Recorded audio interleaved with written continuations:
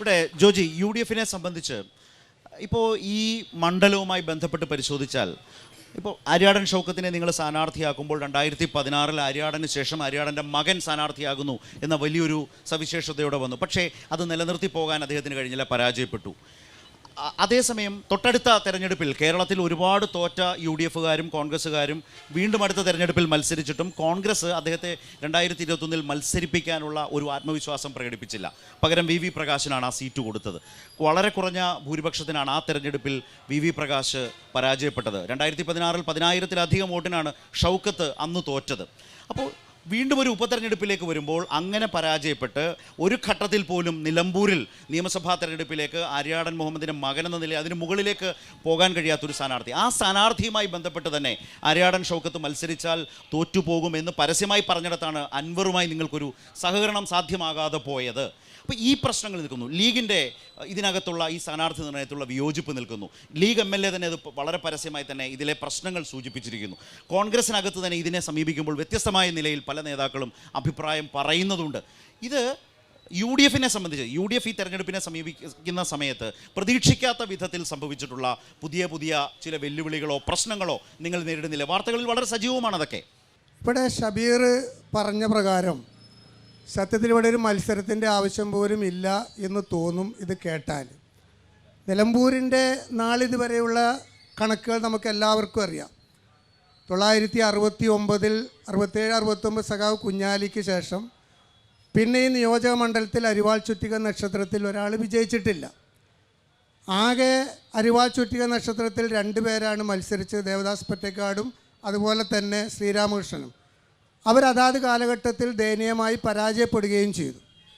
പിന്നെ എല്ലാം പരീക്ഷിച്ചത് ഇടത് സ്വതന്ത്രന്മാരെയാണ്. പരീക്ഷിക്കുന്ന ഇടത് സ്വതന്ത്രന്മാരെല്ലാം കോൺഗ്രസിൻ്റെ റിബലുകളായി വരുന്നവരെയാണ്. ആ രീതിയിൽ ഒരു അവസ്ഥയുള്ള നിലമ്പൂർ നിയോജക മണ്ഡലം ഇപ്രാവശ്യം ഞങ്ങൾ വലിയ ഭൂരിപക്ഷത്തിൽ വിജയിക്കും എന്ന കാര്യത്തിൽ ഒരു സംശയവും വേണ്ട. കാരണം അത് വെറുതെ പറയുന്നതല്ല. ഇപ്പം നിങ്ങൾ കുറേ കണക്കുകൾ ഷബീർ ഇവിടെ പറഞ്ഞു ഈ നിയോജക മണ്ഡലത്തിലെ UDFൻ്റെ LDFൻ്റെ സാധ്യതകളെക്കുറിച്ച്. ഓരോ തെരഞ്ഞെടുപ്പിലും ഓരോ കാലാവസ്ഥയാണ്. ഒരു തെരഞ്ഞെടുപ്പിൻ്റെ അവസ്ഥയെ നമുക്ക് മറ്റൊരു തെരഞ്ഞെടുപ്പുമായി താരതമ്യപ്പെടുത്താൻ പറ്റില്ല. എന്നാൽ നമുക്ക് താരതമ്യപ്പെടുത്താൻ പറ്റുന്നത് തൊട്ട് മുമ്പ് നടന്ന തെരഞ്ഞെടുപ്പാണ്. ആ അർത്ഥത്തിൽ ഈ എടക്കര ഉൾപ്പെടുന്ന പ്രദേശത്ത് തൊട്ട് മുമ്പ് നടന്ന തെരഞ്ഞെടുപ്പ് എന്ന് പറയുന്നത് പാർലമെൻറ്റ് തെരഞ്ഞെടുപ്പാണ്. ഈ പാർലമെൻറ്റ് തെരഞ്ഞെടുപ്പിൽ നിലമ്പൂർ നിയോജക മണ്ഡലത്തിൽ മാത്രം ഏതാണ്ട് 62,000-ലധികം ഭൂരിപക്ഷം UDFനുണ്ട്. 62,000 വോട്ട് UDFന് ഭൂരിപക്ഷം കിട്ടുമ്പോൾ ഈ ഷബീറോ എൻ്റെ പ്രിയപ്പെട്ട സ്നേഹിതന്മാരായ സഖാക്കളൊന്നും അന്ന് പ്രിയങ്കാ ഗാന്ധിക്ക് വോട്ട് ചെയ്തിട്ടില്ലല്ലോ. അടിയുറച്ച ഒരാളും LDFകാർ വോട്ട് ചെയ്തിട്ടുണ്ടാവില്ലല്ലോ. അപ്പോൾ കാലാവസ്ഥക്കനുസരിച്ച് സ്ഥാനാർത്ഥിക്കനുസരിച്ച് മാറി ചിന്തിക്കുന്ന ജനങ്ങളുടെ ഒരു നിയോജക മണ്ഡലമാണ് നിലമ്പൂർ എന്നതുകൊണ്ട് തൊട്ട് മുമ്പ് നടന്ന തെരഞ്ഞെടുപ്പുമായി താരതമ്യപ്പെടുത്തുമ്പോൾ ഞങ്ങൾ 100% ആത്മവിശ്വാസത്തിൽ തന്നെയാണ്.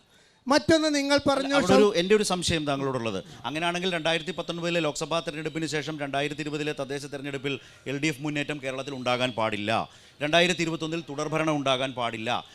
രണ്ട് സാഹചര്യമാണ്. ഇപ്പോൾ പ്രിയങ്കാ ഗാന്ധി വന്ന് മത്സരിക്കുന്ന ഒരു സാഹചര്യത്തിൽ നിലമ്പൂർ മണ്ഡലത്തിലുണ്ടായ ഒരു രാഷ്ട്രീയ സാഹചര്യമാണോ UDFനകത്ത് ആര്യാടൻ ഷൗക്കത്തിനെ വീണ്ടും നിങ്ങൾ മത്സരിപ്പിക്കും? അതാണ് എൻ്റെ ചോദ്യത്തിലേക്ക്. അതിലേക്ക് താങ്കൾ വന്നുമില്ല. അവിടെയാണ് രാഷ്ട്രീയ പ്രശ്നം നേരിടുന്നുണ്ടോ എന്ന ചോദ്യം കൂടുതൽ പ്രസക്തമാകുന്നത്. ഞാൻ പറഞ്ഞു തന്നെ നിങ്ങളും ആവർത്തിച്ചു. ഓരോ തെരഞ്ഞെടുപ്പിനും ഓരോ സാഹചര്യമുണ്ട്. അത് നിങ്ങൾ തന്നെ പറഞ്ഞു. തൊട്ട് മുമ്പുള്ള തെരഞ്ഞെടുപ്പുമായി താരതമ്യം ചെയ്ത് ഈ ബൈ ഇലക്ഷനുമായി ബന്ധപ്പെടുത്തി അതാണ് ഇപ്പോഴത്തെയും സാധ്യത എന്ന് താങ്കൾ പറയാൻ ശ്രമിച്ചതുകൊണ്ടാണ് ഞാൻ പറഞ്ഞത്. 19 അല്ല 20, 20 അതാണ് ഞാൻ പറഞ്ഞത്. താങ്കൾ പറഞ്ഞ പോലെ അല്ല എന്ന് തന്നെയാണ് ഞാൻ പറഞ്ഞത്. തീർച്ചയായിട്ടും ഇവിടെ ഞാനിപ്പോൾ ഒരു UDFന് വേണ്ടിയാണ് സംസാരിക്കുന്നതെങ്കിലും പ്രിയങ്കാ ഗാന്ധിക്ക് കിട്ടിയ 60,000 വോട്ടിൻ്റെ ഭൂരിപക്ഷം ആര്യാടൻ ഷൗക്കത്തിന് ഉണ്ടാവും എന്ന മിഥ്യാധാരണയൊന്നും എനിക്കില്ല. നിലമ്പൂർ നിയോജക മണ്ഡലം ആർക്ക് അനുകൂലമായിട്ട് കിടക്കുന്നു എന്നതിൻ്റെ ഒരു ചെറിയ ഉദാഹരണമാണ് ഞാൻ പറഞ്ഞത്. ആ രീതിയിലാണ് ഇവിടെ തീർച്ചയായിട്ടും. പിന്നെ ഇവിടെയുള്ള പഞ്ചായത്തുകളിൽ നിലമ്പൂർ മുനിസിപ്പാലിറ്റിയും പോത്തുകല്ലും അമരമ്പലവും മാറ്റി നിർത്തിയാൽ വഴിക്കടവാകട്ടെ, എടക്കര ആകട്ടെ, മൂത്തേടമാകട്ടെ, കരുളായി ആകട്ടെ, ഈ പഞ്ചായത്തുകളെല്ലാം UDF ആണ് ഭരിക്കുന്നത്. തീർച്ചയായിട്ടും ഒരു സംശയവും വേണ്ട. മൃഗീയ ഭൂരിപക്ഷത്തിൽ ശ്രീ ആര്യാടൻ ഷൗക്കത്ത് ചരിത്ര ഭൂരിപക്ഷത്തോടു കൂടി നിലമ്പൂരിൽ വിജയിക്കും എന്ന കാര്യത്തിൽ ഒരു തർക്കവും വേണ്ട. ശരി.